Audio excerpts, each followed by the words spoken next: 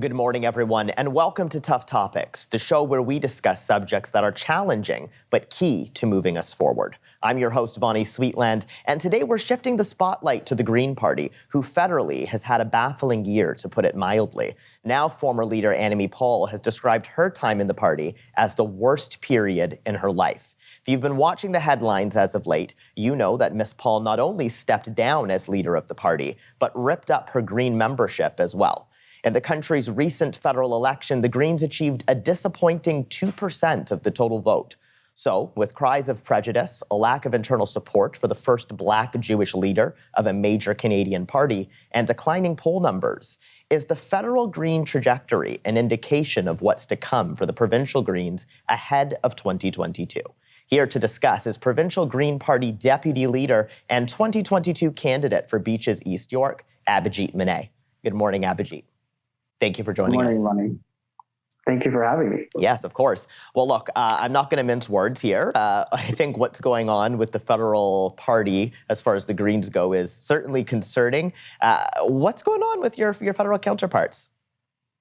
Yeah, I mean, it is something that's been taking place very publicly, as you mentioned, over the span of a couple of years now. Yeah. But basically, I think what it reflects is a greater problem that exists not just in the Green Party and not just in the environmental movement, but also in Canadian politics in general, which is this idea of systemic racism that's ingrained, right? Which is something that we need to tackle at a systemic level. Like individuals obviously are being individual careers, individual lives are being destroyed by these systemic problems that exist.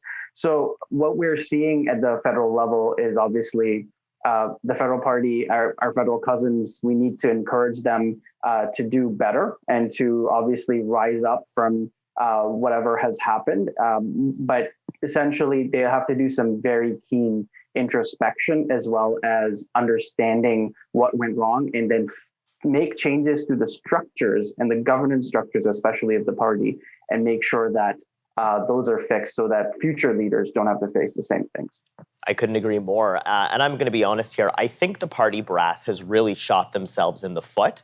You've even got former Green leader Jim Harris, from an identity standpoint, who is a white male, coming out and saying Miss Paul's cries of racism are false and she's just pulling the race card. So to me, they've embattled their own leader in a lot of internal strife ahead of a consequential election and essentially proved that they were fine to put personal feelings ahead of party. So my question for you, I guess, is that a recipe for disaster? And if it is, does that concern you provincially? Because I know with parties, sometimes the same people who are in the federal coffers are also helping out on the provincial level as well.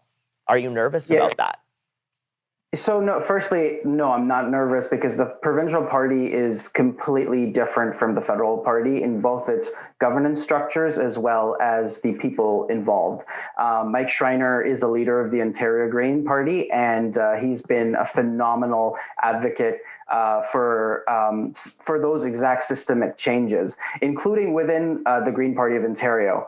We've made specific decisions to make sure that all people who feel like they want to enter politics and who are representative of what Ontario actually looks like feel welcome within the Ontario Green Party. One of the things we've done to back our talk is to actually put in specific actions, such as we have a separate fund set aside for equity deserving candidates, including myself, a person of color, people from the LGBTQ community, women, and just marginalized groups who have been underrepresented in politics. We have a separate fund set up so that candidates from those groups have the financial supports in place. Because and the other thing also is we know that when you ask a white male to run for politics, you just have to ask once or twice and then they say yes.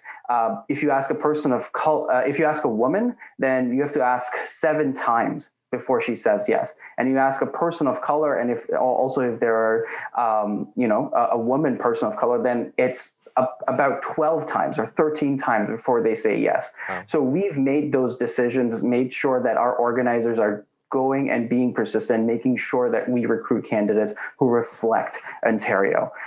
So the federal and the provincial Greens are very different beasts in that regard. And I'm not worried about the Ontario Greens because Mike Schreiner has been doing such a phenomenal job at Queen's Park.